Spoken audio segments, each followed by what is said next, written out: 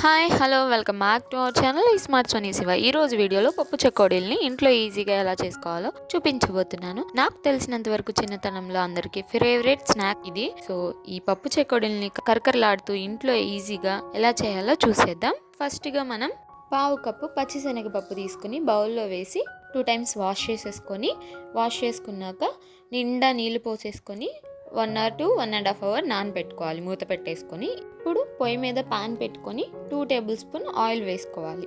Oil కొంచెం heat అయ్యాక 1 cup దాకా బియ్యం పిండి వేయాలి. ఇది డ్రై రైస్ ఫ్లోర్ అండి, అంటే బియ్యాన్ని తడిపి పట్టించింది కాదు, డ్రై ఫ్లోర్ అనమాట. డ్రై రైస్ ఫ్లోర్ని 1 కప్ తీసుకుంటే దానికి 2 స్పూన్లు దాకా శనగపిండి వేసుకోవాలి. ఈ బియ్యం పిండి శనగపిండిని కూడా ఆయిల్లో లో ఫ్లేమ్లో పెట్టుకొని ఫ్రై చేసుకోవాలి. 5 నుంచి 10 నిమిషాల పాటు నిదానంగా ఉండల్ని బ్రేక్ చేసుకుంటూ ఉంటే కొద్దిసేపటికి కమ్మటి వాసన వస్తుంది. అలా ఫ్రై చేసుకున్న తర్వాత స్టవ్ ఆఫ్ చేసుకొని ఈ ప్యాన్ని పక్కకి దించుకొని పూర్తిగా చల్లారేంత వరకు కూడా కలుపుతూ చల్లారి పెట్టాలి, లేదంటే ప్యాన్ వేడికి మాడిపోతుంది పిండి. సో ఈ పిండి చల్లారిన తర్వాత ఇందులోకి పావు టీ స్పూన్ పసుపు, రుచికి సరిపడా ఉప్పు, 1/2 టీ స్పూన్ కారం, వాముని ఫైన్ పౌడర్లా గ్రైండ్ చేసి వాము పొడిని 1 టీ స్పూన్ వేయాలి. వీటన్నిటిని ఒకసారి కలుపుకున్నాక వీటిలో తగినన్ని నీళ్లు కొద్దిగా వేసుకుంటూ పిండిని చపాతీ ముద్దలాగా సాఫ్ట్గా కలిపి పెట్టుకోవాలి. ఇప్పుడు ముందుగా మనం నానబెట్టిన శనగపప్పుని వాటర్ తీసేసి, వాటర్ ఏం లేకుండా జల్లెడలో వేసి డ్రైన్ చేసుకొని బౌల్లో వేసుకొని పెట్టుకోవాలి. ఈ పిండి ముద్దలోంచి కొద్దిగా పిండిని తీసుకుంటూ చెకోడీలు చేయాలి. చెకోడీలు చేసేటప్పుడు చేతికి అంటుకోకుండా ఉండాలంటే కొంచెం ఆయిల్ని అప్లై చేస్తూ చెకోడీలు చేసుకోవాలి. పిండిని తీసుకొని క్రాక్స్ లేకుండా రౌండ్గా చేసి తర్వాత బారుగా చేసి చపాతీ పీట మీద లైట్గా రోల్ చేయాలి. రోల్ చేశాక నానబెట్టిన శనగపప్పుని అటు ఇటు వేసి లైట్గా ప్రెజర్ ఇస్తూ రోల్ చేయాలి.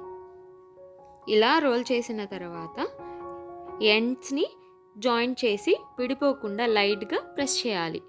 చెకోడీ సైజ్ అనేది మీ ఇష్టం. నేను వీడియోలో చూపిస్తున్న విధంగా అలా ఫోల్డ్ చేసేసుకోవాలి.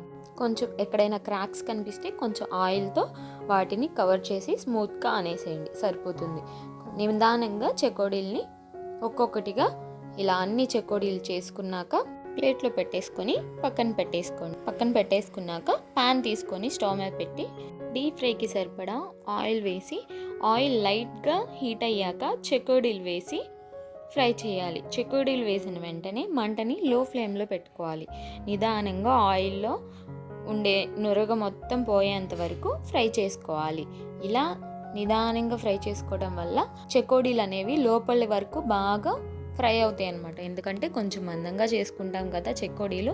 మీరు పల్చగా కనుక చేసుకుంటే చెకోడీల్ని మీడియం ఫ్లేమ్లో పెట్టి ఫ్రై చేసుకోవచ్చు.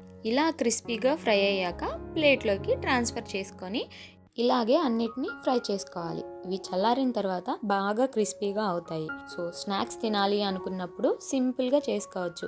ఈ పప్పు చెకోడీల్ని ఎయిర్ టైట్ బాక్స్లో 15 days దాకా స్టోర్ చేసుకోవచ్చు. చాలా ఫ్రెష్గా ఉంటాయి. సో మరి ఈ చెకోడీ రెసిపీని మీరు కూడా ట్రై చేసి మీకు ఎలా వచ్చాయో నాతో షేర్ చేసుకోవడం మర్చిపోవద్దు. వీడియో నచ్చితే లైక్ చేయండి, మీ ఫ్రెండ్స్ అండ్ ఫ్యామిలీ రిలేటివ్స్కి షేర్ చేయండి, సబ్స్క్రైబ్ కూడా చేయండి. అంతే, వీడియో నెక్స్ట్ వీడియోలో కలుద్దాం. By all.